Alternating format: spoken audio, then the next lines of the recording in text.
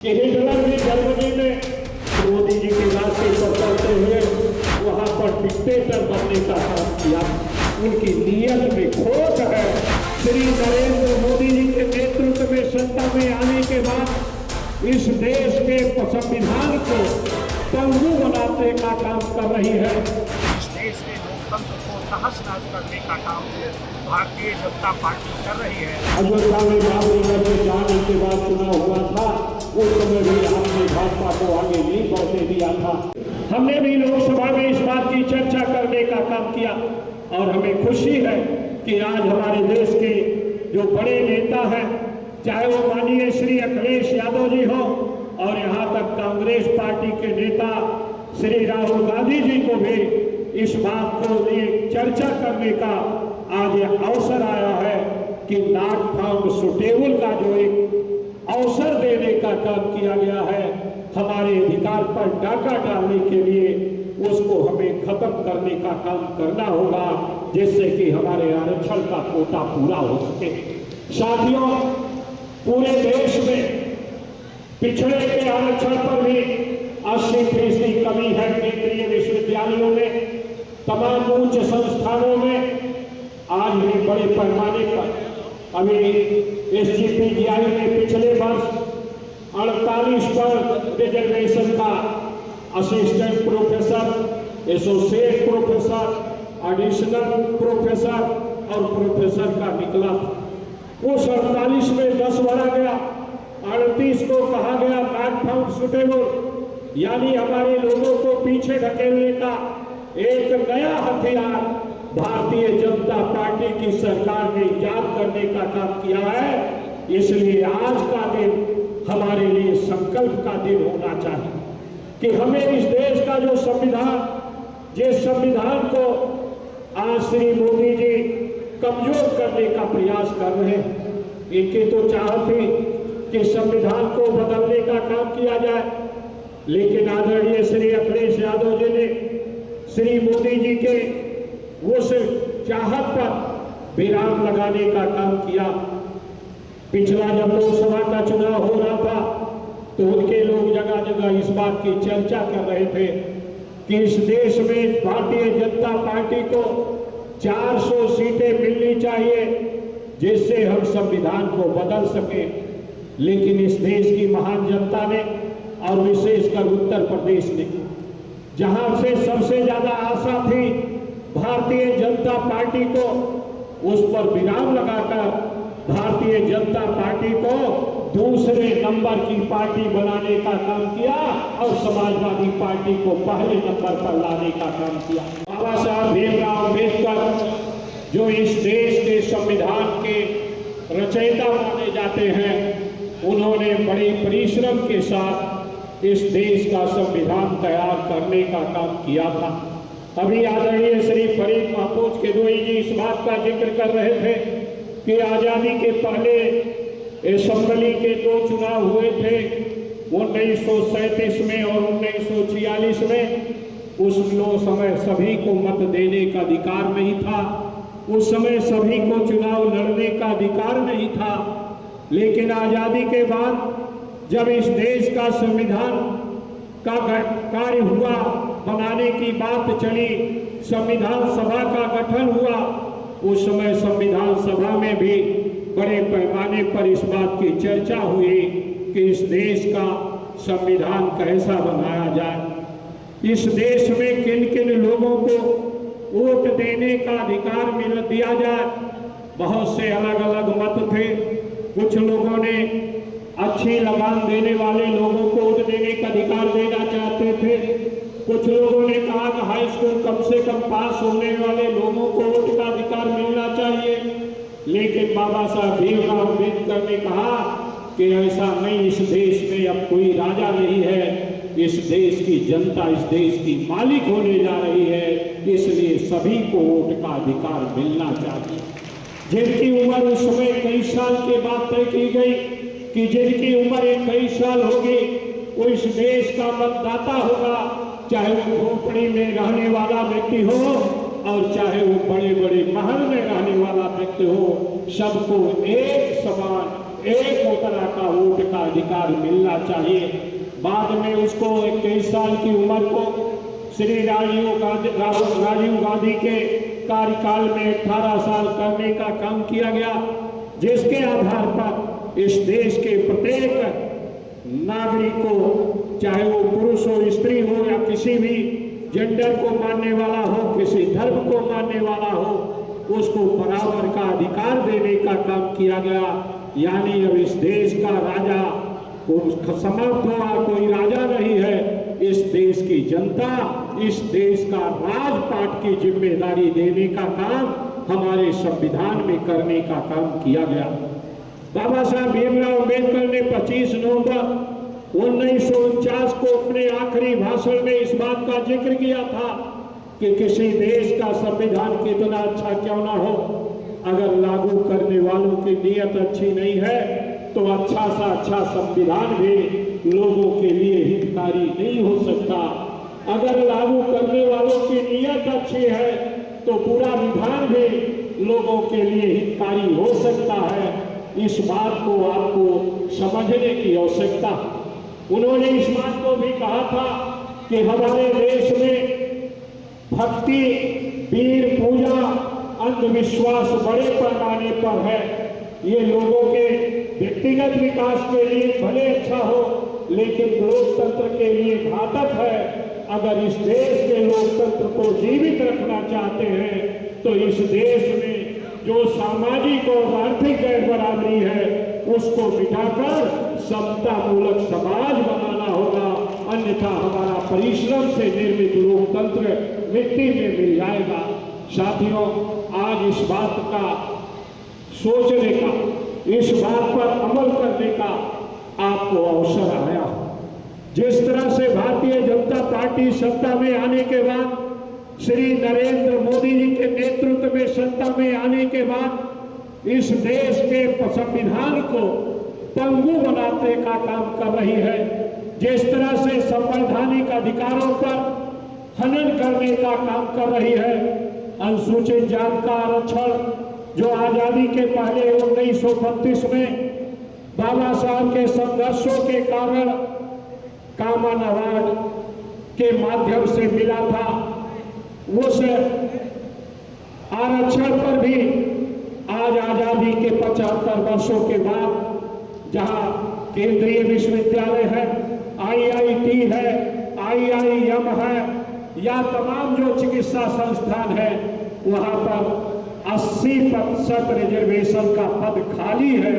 इसलिए कि उसको लागू संविधान को लागू करने वाले लोगों ने उनकी नीयत में खोट है, इसलिए हमारे लोगों को अधिकार नहीं मिल पा रहा। 1991 के चुनाव में भी आप लोगों ने 6 के 6 सीटें जीतकर इस जिले में भाजपा को पीछे खदेड़ने का काम किया था। जब पहली बार अयोध्या में बाबरी मस्जिद जाने के बाद चुनाव हुआ था, उस समय भी आपने भाजपा को आगे नहीं बढ़ने दिया था। लेकिन आज भाजपा के लोग हमें आपको बांटकर, हमारे लोगों में भी बात पैदा करके सत्ता में आने के बाद लोकतंत्र को कमजोर करने का काम कर रहे हैं। इसलिए बाराबंकी के साथियों, मैं आपसे इस बात का निवेदन करना चाहता हूं कि आज लड़ाई केवल एक व्यक्ति की नहीं है, आज लड़ाई श्री अखिलेश यादव जी की मात्र नहीं है, आज लड़ाई इस देश के संविधान को बचाने का है। आज लड़ाई इस देश के संवैधानिक संस्थाएं, चाहे वो न्यायपालिका हो, चाहे वो चुनाव आयोग हो, चाहे वो ईडी हो, चाहे वो CBI हो, जो संवैधानिक संस्थाएं हैं उनके सम्मान को बचाने का है। अगर आप लोगों ने जरा सा भी लापरवाही करने का काम किया तो हमें फिर वोट देने का अधिकार ही नहीं रह जाएगा। इसलिए आज के दिन, जो दिन हमारे लिए इतिहास के पन्नों में लिखा गया है, समतामूलक समाज की स्थापना का दिन है, आरक्षण लागू करने का दिन है। और आज के दिन ही आदरणीय श्री अखिलेश यादव जी ने पिछले वर्ष लखनऊ के दफ्तर में और एक कॉपी हर जिले में भेजकर सम्मान दिवस के रूप में, संविधान मान सम्मान दिवस के रूप में स्थापित करने का काम किया, संविधान को स्थापित करने का काम किया, उस दिन का याद करने का दिन है। इसलिए आज के दिन हम इस बात का संकल्प लेने का काम करें। अगर 240 रह गए, आज वो बैसाखी के बरसात खड़े हैं, अगर वो चाहे तो संविधान में संशोधन नहीं कर सकते। ये आप लोगों के परिश्रम का परिणाम है। इसलिए साथियों, आज हम सब लोगों की आवश्यकता, हमारे आदरणीय श्री गोप जी ने इस बात की जब चर्चा करने का काम किया कि अगर हमें लोकतंत्र को बचाना है तो हमें भारतीय जनता पार्टी को जो हिटलर के रास्ते पर चल रही, मैं आप सब लोगों से निवेदन करना चाहता कि हिटलर भी जर्मनी में पहली बार जब चांसलर बना था तो जनता के द्वारा चुनकर बना था, उनको उतना अच्छा बहुमत नहीं था। फिर से चुनाव हुआ, उसमें उनको ज्यादा बहुमत मिल गया, और जब ज्यादा बहुमत मिल गया तो मोदी जी के रास्ते पर चलते हुए विपक्ष के लोगों को जेल में डालकर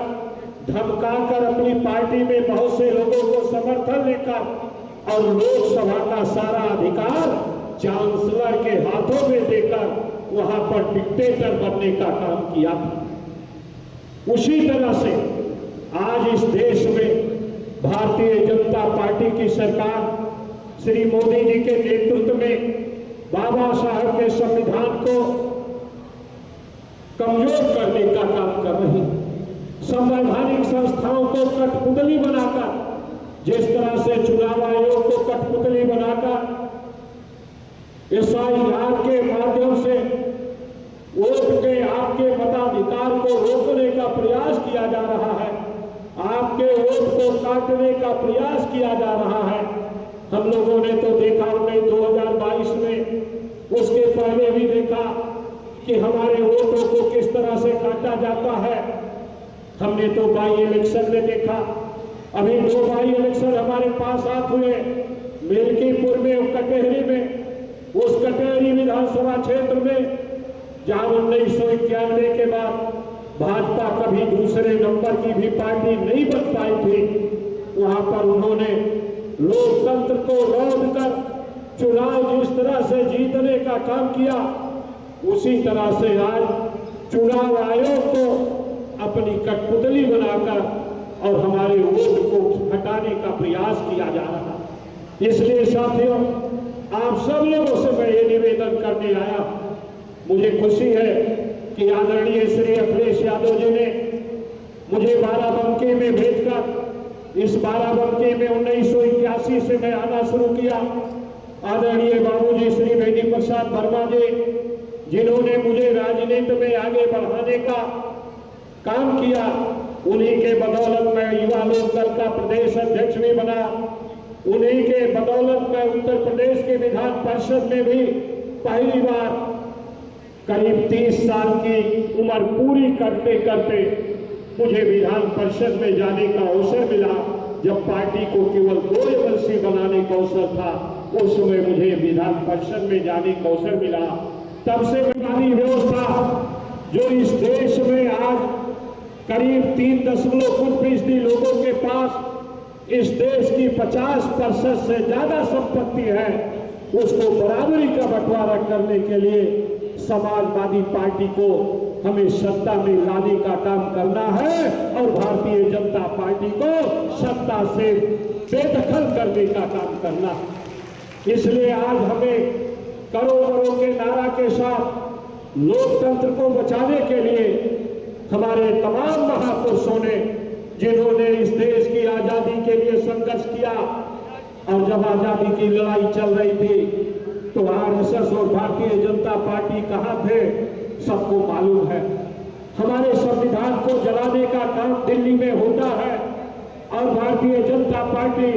उन संविधान को जलाने वालों के खिलाफ कार्रवाई नहीं कर पाती है। इस बात को भी आपने देखने का काम किया है। इसलिए आज आप सब लोगों से अपील करना चाहता हूं कि अगर आपको संवैधानिक अधिकार का बचाने का काम करना है, लोकतंत्र को बचाने का काम करना है, तो निश्चित रूप से एकजुट होकर आपस के टकराहट को मिटाकर हम लड़ाई लड़ लेंगे बाद में। और हमने देखा है जब सत्ता रहती है तो पद की कमी नहीं रह जाती है, और जब सत्ता नहीं रहते तो आपका बड़ा से बड़ा पद वाला धारण करने वाले व्यक्ति को भी एक संतरी भी सलाम नहीं बजाने का काम करता। इसलिए अगर अपने सम्मान को बचाना चाहते हैं, लोकतंत्र को बचाना चाहते हैं, तो अपने तमाम मतभेदों को भुलाकर आने वाले 2027 में अगर भारतीय जनता पार्टी को हटाने की आज कोई ताकत है तो अकेले समाजवादी पार्टी को है, बाकी किसी दूसरी पार्टी में नहीं है। समाजवादी पार्टी और उसका गठबंधन ही एकमात्र विकल्प है जो भारतीय जनता पार्टी के तानाशाही से, भारतीय जनता पार्टी के हिटलरशाही से इस देश की जनता को मुक्ति दिलाने का काम कर सकती है। समाजवादी पार्टी और उसका गठबंधन यह है जो आपके आरक्षण का जो 80% कोटा बाकी है,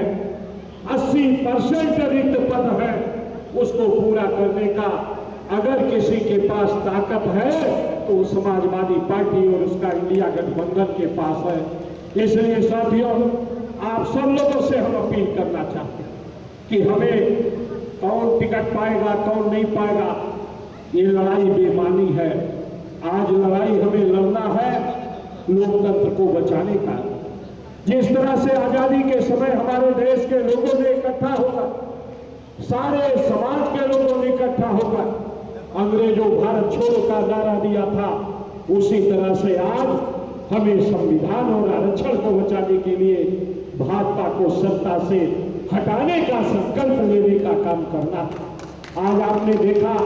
कि भारतीय जनता पार्टी अपने ही बीच में किस तरह से संवैधानिक पदों पर बैठे हुए लोगों को भी हटाने का काम करती है, उसको भी हमने देखने का काम किया। इसलिए साथियों, मैं आप सब लोगों से अपील करना चाहता कि आइए हम सब लोग मिलकर इस आरक्षण दिवस को और इस संविधान सम्मान दिवस को यादगार बनाने के लिए आज इस बात का संकल्प लेने का काम करें कि हमें बाबा साहब के संविधान को बचाने के लिए, इस देश के लोकतंत्र को बचाने के लिए, जनता के अधिकार को बचाने के लिए, किसानों मजदूरों को रोजगार,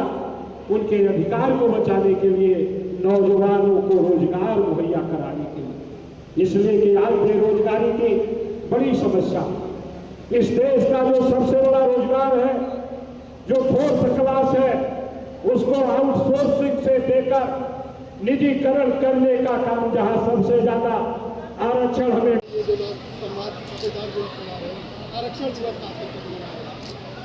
आज इस देश के हमारे महान नेताओं ने बड़े परिश्रम और संघर्ष के बाद इस देश में लोकतंत्र को लाने का काम किया था और जनता को अधिकार संविधान के माध्यम से मिला। आज उस संवैधानिक अधिकारों पर भारतीय जनता पार्टी खत्म करने का सिलसिलेवार कदम उठाने का काम कर रही है। इसलिए आज सबसे ज़्यादा आवश्यकता इस बात की है कि हम उस संविधान से प्रदत्त संवैधानिक अधिकारों की रक्षा करें। जिस तरह से पिछड़ों दलितों के आरक्षण पर चोट पहुंचाने का काम 80% अभी राज्यसभा में सरकार ने स्वयं बयान दिया और उस बयान में स्वीकार किया कि केंद्रीय विश्वविद्यालयों में पिछड़ी जात और अनुसूचित जात के लगभग 80% पद वैकेंट हैं। 75 वर्षों की आज़ादी के बाद हम उस लायक नहीं बन सके,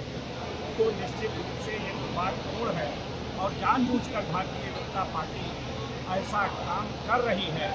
इसलिए आज लोकतंत्र को बचाने का, और जिस तरह से भी आपने देखा कि बिहार में SIR के नाम पर वोट काटने का करीब 52 लाख से ज़्यादा वोट काटने का काम किया गया। हमने भी देखा है कि हमारे यहाँ बाई इलेक्शन था कटेहरी में, करीब 10,000 से ज़्यादा वोट काटने का काम भारतीय जनता पार्टी ने किया था और फर्जी वोट डलवा कर अधिकारियों के बल पर, जो अधिकारी को निष्पक्ष चुनाव कराने की जिम्मेदारी थी, उनको चुनाव जीतने की जिम्मेदारी लेकर इस देश के लोकतंत्र को तहस नहस करने का काम भारतीय जनता पार्टी कर रही है। हमें खुशी है कि आदरणीय श्री अखिलेश यादव जी ने उस संविधान की रक्षा का संकल्प लेने का काम किया है। आज उत्तर प्रदेश के प्रत्येक जिलों पर संविधान सम्मान मान दिवस के रूप में और आरक्षण दिवस के रूप में कार्यक्रम करके जनता को जागरूक करने का कदम उठाने का काम। आप लोग जिस विचारधारा से हैं, आप लोग जो मानते हैं कि जो वंचित समुदाय है उनका विकास आरक्षण के बगैर नहीं हो सकता है। मुस्लिम रिजर्वेशन काफ़ी लंबे समय से मांग चल रही है। पार्टी और क्या इस निर्णय को सरकार में आने के बाद क्या करेंगे? देखिए, हमारा जो संवैधानिक दायित्व है, निश्चित रूप से जो हिस्सेदारी है उसको पूरा करने के लिए हमारी पार्टी ने हमेशा कदम उठाया है। जब समाजवादी पार्टी पहले भी थे, उसने नारा दिया था तो ने पापी घाट पिछड़े पावे 100 में 60, और उस कदम को आदरणीय श्री नेताजी ने मुलायम सिंह यादव जी ने 1994 में जब उन्होंने आरक्षण अधिनियम बनाया था, उस समय भी उस बात की जिम्मेदारी लेने का काम किया था। और उसी रास्ते पर चलते हुए आदरणीय अखिलेश यादव जी ने ये संकल्प लिया है कि हम संवैधानिक दायित्वों का निर्वहन करेंगे और उन वंचित लोगों को जिनको अधिकार नहीं मिला है उनको अधिकार देने का काम। अगर आप ये वीडियो YouTube पर देख रहे हैं तो हमारे चैनल को सब्सक्राइब करें और बेल आइकन को दबाना ना भूलें। अगर आप Facebook पर ये वीडियो देख रहे हैं तो हमारे पेज को लाइक करें।